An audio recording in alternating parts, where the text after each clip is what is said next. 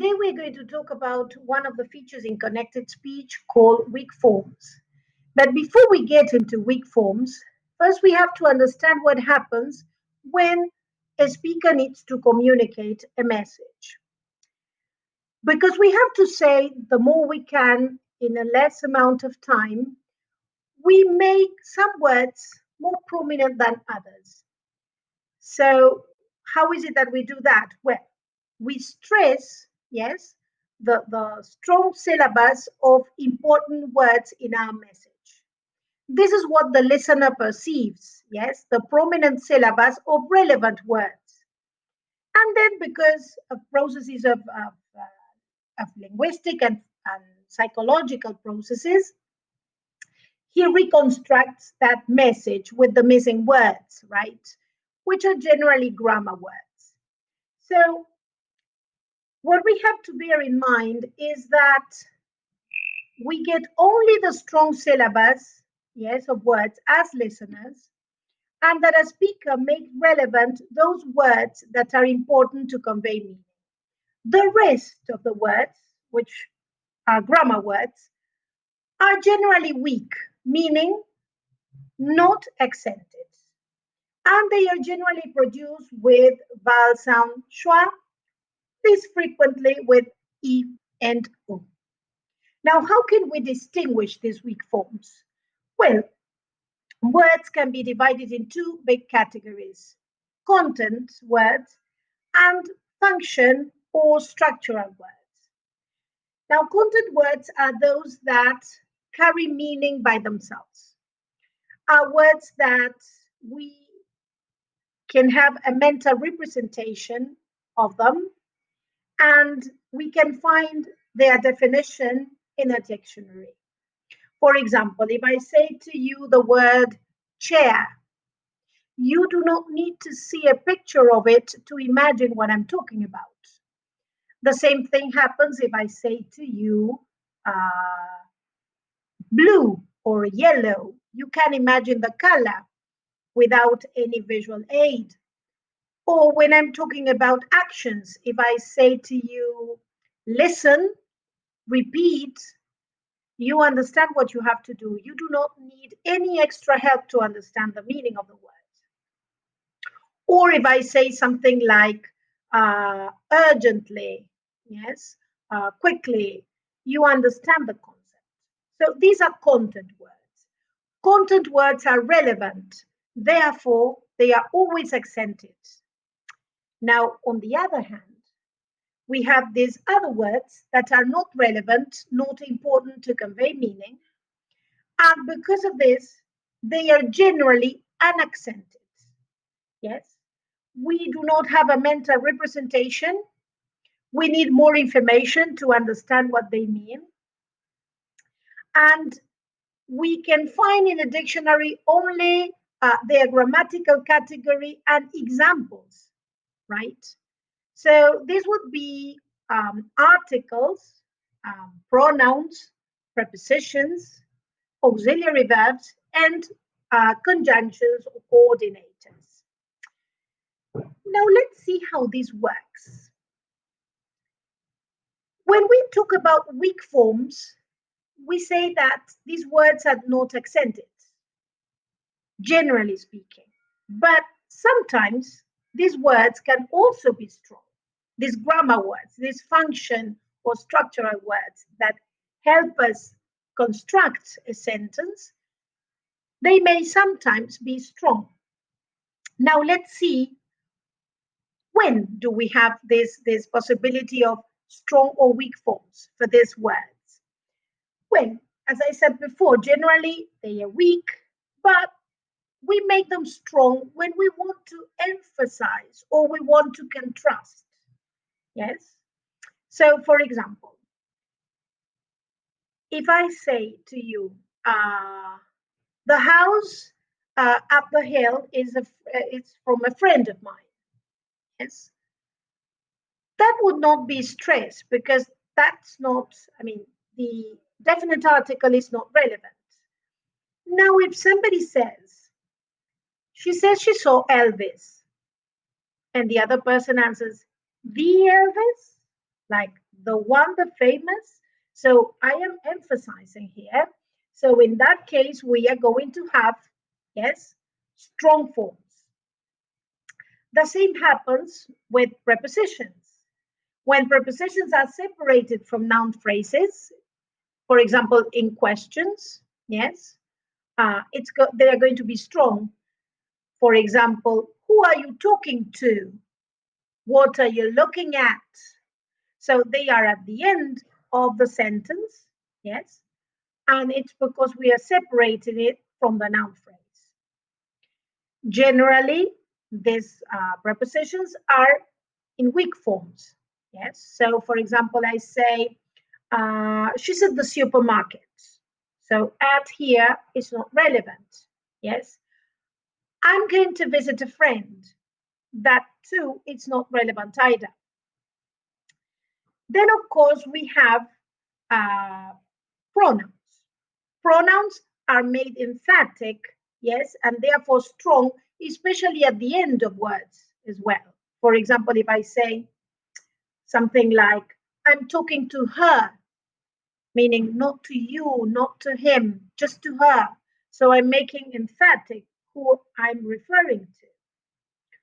Or, for example, in the case of conjunctions, yes, when we are linking sentences, we always have them as coordinators, we use them in weak form. But sometimes, and I have just given an example, I make it emphatic, giving some other meaning to these words. For example, if I say, uh, all the people connected here are going to take this lesson tomorrow as well, but the ones who have not sent a link are not. So everybody except for the ones who have not sent the link are not going to be, yes, receiving the second class. So in this case, the meaning is except for, yes, everybody but you go out. So all except for, in that case, is going to be, for contrast, yes, strong. The same thing happens with and, yes. If I say everybody here and the people outside have to complete this activity, meaning including them. So I'm making it emphatic. Now, if I say to you, please listen and copy what I have to say, that and there is not emphatic because it's not relevant. Yes? So bear these things in mind, especially with conjunctions. There are some cases that we can see here in detail, yes? For example, the word just, yes, which is sometimes problematic. So we use it in weak form when we mean simply, right? Just do it, okay? Just do it, simply. Just sit here, right? Just talk to me. Now, strong form for that same word, uh, we use it when we mean exactly. Yes, for example, that's just what I mean, exactly what I mean. Or, for example, just in time, just in time. Yes, very, very precise. Also, we're going to use it in strong form when it is an adverb to the perfect tense. I have just finished printing. I have just finished, like this very moment. Yes. What happens with the verb? What happens with the word some? Some is weak when we are talking about an unspecific amount or quantity of something, being that countable or uncountable. Yes. For example, there are some books. I mean, certain quantity of, non-specific. Or I need some coffee. I need some coffee. Like I need quantity of, unspecific. Now, on the other hand, when we want to say, we want to refer or make it emphatic, that is just a group, a small portion of, but not all. Yes, we are implying that only parts of the whole thing, yes, we are talking about, then we're going to use it in strong form. Here we have an example. Some people question his decision, not all the people, a small group of them, so some people, right? Or, for example, in these adverb noun combinations that we use, yes, functioning as adverbs. Sometimes I regret it. Somewhere only we know. Somewhat, somehow, all the combinations of some, yes, are always strong. Now, what happens, for example, with the word that? As a relative pronoun, it's going to be weak, yes? She's the one that I talk to. She's the one that I talk to. So it's not relevant, therefore it goes with schwa. Now, when it acts as a demonstrative pronoun, we are going to make it emphatic. So that's the person I saw. That's the one I saw. So in that case, it's going to be strong. Then with there, right? In combination with the verb to be or the verb to have, yes? And generally in contracted form, they are going to be weak, yes? There are a few great places here. There are, you see, not there are, but there are. There are a few great places here. Or there's never been a better time. There's never been a better time. Again, in the combination with have, okay, with the verb to have. Now, the demonstrative pronoun that I expressed it already, it goes strong. And here, there, as an adverb of place or position, also goes in strong form. Go and sit there, indicating place. Okay? Go and sit there.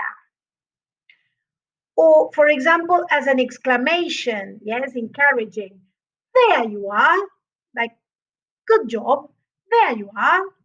You see? So when we are making it emphatic, we are going to use it in strong form. Yes? And then we have two other important cases to discuss. For example, the definite article that we have referred before at the beginning. We use it weak generally when it is followed by consonant sound. So we have the video, the lesson. Now it's going to be strong when it is followed by a vowel sound. So, for example, the elements, the apartment. So in this case, we are going to use a linking feature, which is ya. Okay? So the element, the apartment. Now, the preposition to. The preposition to is generally weak, yes, when it is followed by consonant sounds. So here we have to watch, to Cambridge. It's going to be weak. Now, on the other hand, we are going to use it in strong form to when it is followed by vowel sound again. So to integrate, to alter. So in this case, again, we are going to use a linking feature. In this case, it's going to be wa. Linking features, ya and wa, are used when we have, for example, in the case of ya, we have the vowel sound e at the end of a word and the following sound being a vowel. Now the linking wa, it's going to be used when the last sound of a word is u and the following sound is another vowel. So there I say to alter. Yes, when it is ya, I say the elements, the, right? So these are special cases of weak forms, but a frequent use. Yes, the and to. Okay. Well, so there you have the references where I have taken this information to share with you. So you can consult, yes, these books for further explanation on them. Yes, and well, of course, I hope to see you soon in some other video. Okay, so thank you very much for being with me today. See you.